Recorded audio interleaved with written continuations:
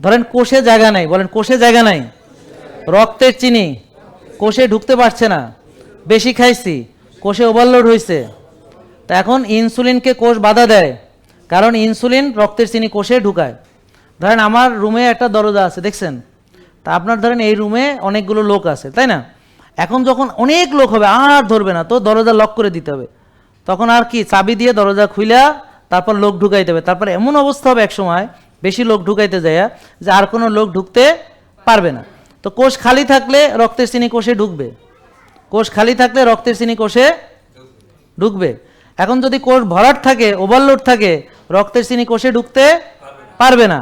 এখন ইনসুলিনের কাজ চিনি ঢুকানো, যখন কোষে ওভারলোড থাকবে ইনসুলিন কাজ করতে পারবে না, কোষ ইনসুলিনকে বাধা দিবে। এটার নাম হলো ইনসুলিন রেজিস্ট্যান্স। বলেন বলেন ইনসুলিন রেজিস্ট্যান্স, বাধা দেওয়া। কোষ বাধা দেয়, কাকে দেয়? কেন ইনসুলিনকে বাধা দেয়? কেন জায়গা নাই? কেন জায়গা নাই?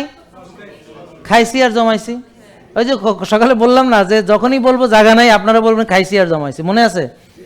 বলেন খাইছি, বেশি খাইছি, বারবার খাইছি, বার্ন করি নাই, ব্যায়াম করি নাই, কাম করি নাই, অথবা যা কাম করছি তার চেয়ে বেশি খাইছি, যেমন ওর আব্বাপ। বুঝেন নাই কথা? ও যা কাম করছে তার চেয়ে বেশি খাইছে। বুঝেন নাই কথা? ওকে, তাহলে আমি ধরেন যা কাজ করি তার চেয়ে বেশি খাইলে কোষে জমা হবে, জমতে জমতে জমাট বাঁধবে, জমতে জমতে ওভারলোড হবে।